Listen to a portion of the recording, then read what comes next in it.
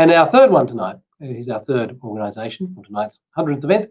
They're offering targeted support to those experiencing miscarriage or early pregnancy loss. So please welcome Sam Payne, CEO and founder of Pink Elephant Support Network.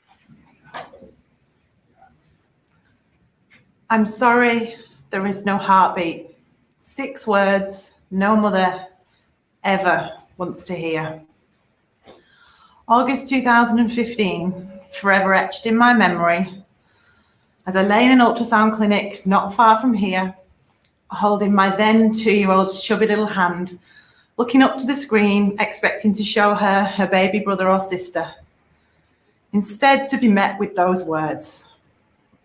It felt like a trapdoor opened up beneath me and I fell, but there was no one there to catch me. Despite it being the mental health event most likely to impact women in their lifetime. Do you know how many women will experience a miscarriage today? 282 women, or 103,000 couples each year within Australia, millions globally. Studies have linked miscarriage as inducing an intense period of emotional distress, which, if left unsupported, can lead to clinical levels of anxiety, depression, and trauma.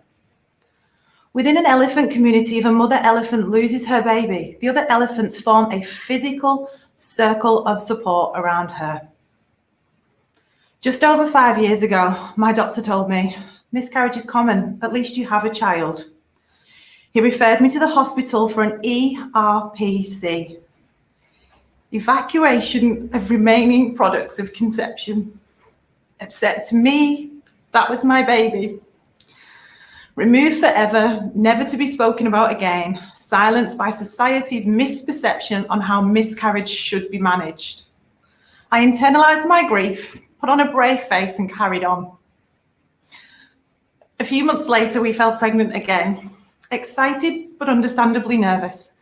We had a scan at 8 weeks and we saw a beautiful baby with a strong heartbeat. Except a few weeks later, I started to bleed. I passed that baby alone in the shower at 3 o'clock in the morning with nowhere to turn for support.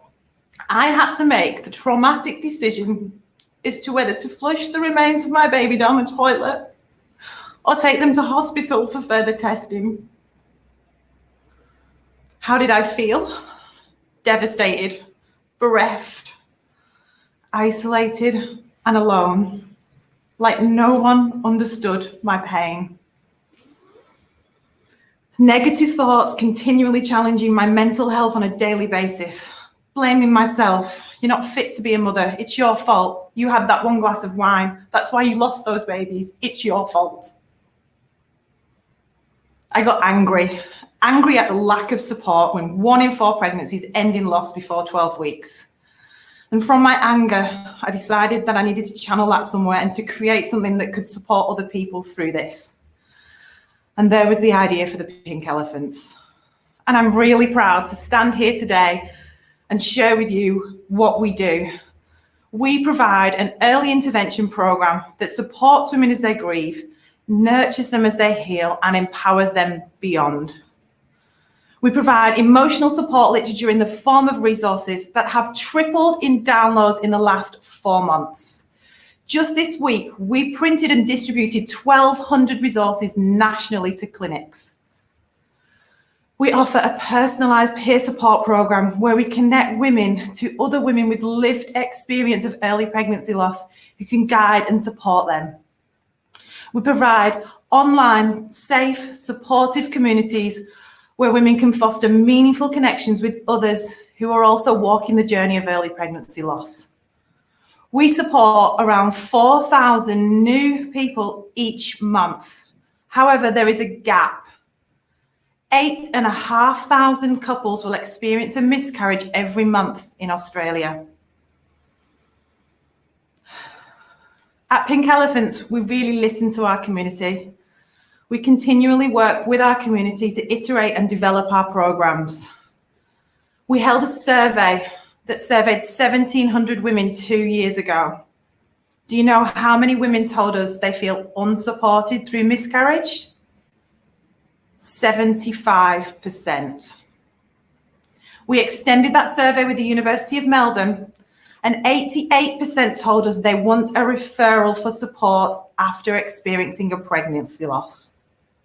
Which is not surprising when a study published this year by the University College of London clinically linked miscarriage to anxiety, trauma, and depression at critical levels 9 months after a pregnancy loss. Miscarriage is not something we just get over.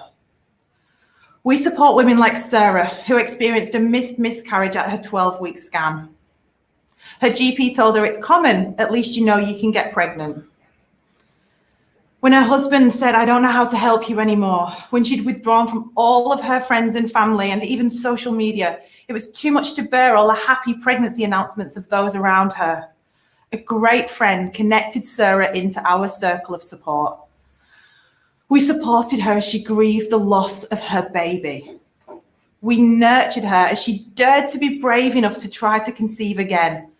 And we empowered her, and we stand with her right now through the anxiety of pregnancy after loss, which on the days when it's too much for her to bear alone, we stand alongside her.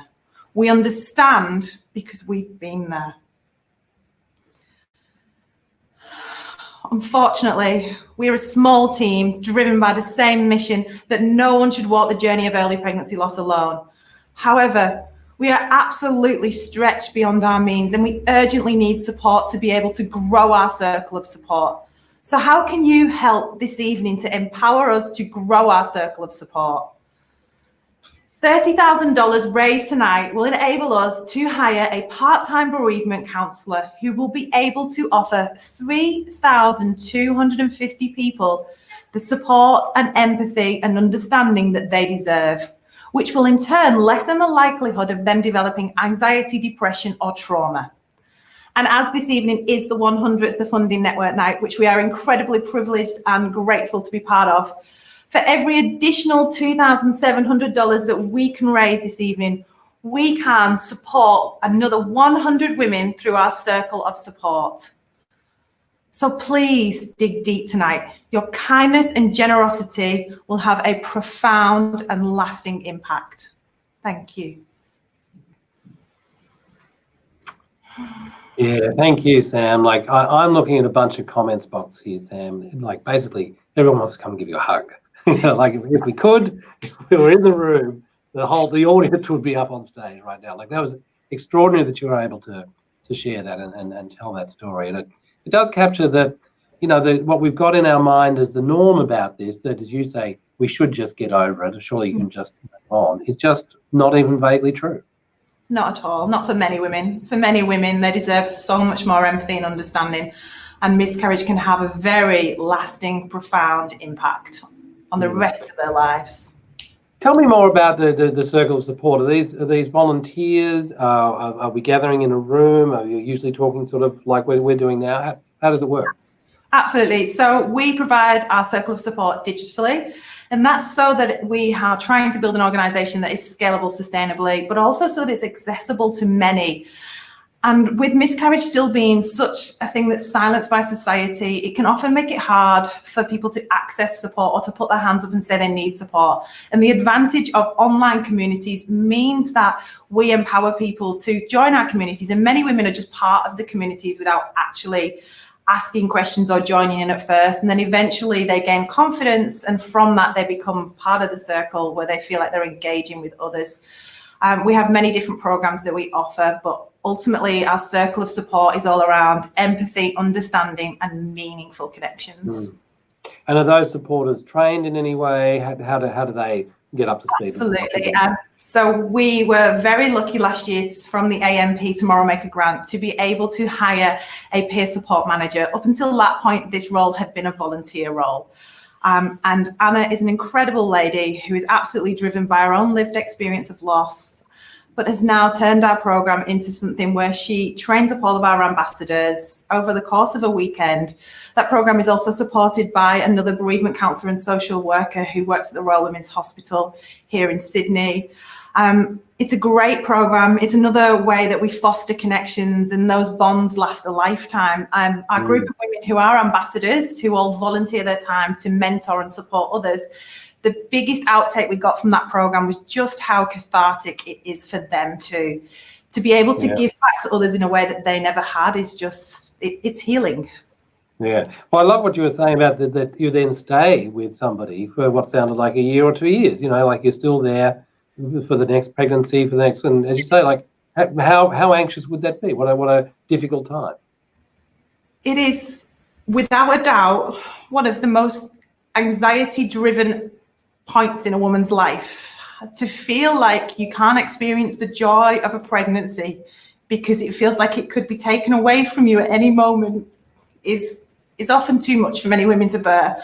But when you share those anxieties, and then we take the Brené Brown movement and we label these emotions and we vulnerably, courageously share and with each other, then we remove their power, and that's how we support each other. Yeah. Tell me about the connection with hospitals. How do you connect to hospitals? What reaction are you finding in hospitals once they get to know them? The most beautiful testimonials from nurse unit managers of early pregnancy assessment services and emergency departments. They love our resources because we don't present clinical information in a dry and informative way. If you look at our resources via our website, you'll see just how beautiful they are and how much time, love and care has gone into them. So we distribute them nationally, and we have an amazing volunteer, Katie, who has also had lived experience of loss, now has her children, and the way that she gives back is to basically ensure that all of the hospitals nationally have our resources. And that's a case of picking up the phone, building a relationship with a nurse, sending them a pack so they understand what we do. And now that is just growing phenomenally, because once one hospital knows that they have them, another hospital comes back and asks for more. And again, we urgently need to turn Katie's role also into a paid role. And I may have missed this, but are you operating only in Sydney or nationally? No, we're absolutely national. We supply the majority of the hospitals and clinics, and we also supply GP surgeries nationally, just to ensure that when you leave with that diagnosis, which just feels like the worst day in your life, you at least are pointed back to an organisation specialised to deliver you the support that you deserve. Yeah. Money from the AMP, anything from government, anything from health services? At this stage, not. I have had several meetings with the Department of Health at Federal, and I would love to directly ask Greg Hunt to support us, because we have identified a gap in the healthcare system and we are doing our part to make a difference. But this needs to be a societal collaborative issue to address miscarriage. We need to come together to make the difference that's required. Yeah. Sam, absolutely fantastic. Thank you so much for sharing all that with us. Well done.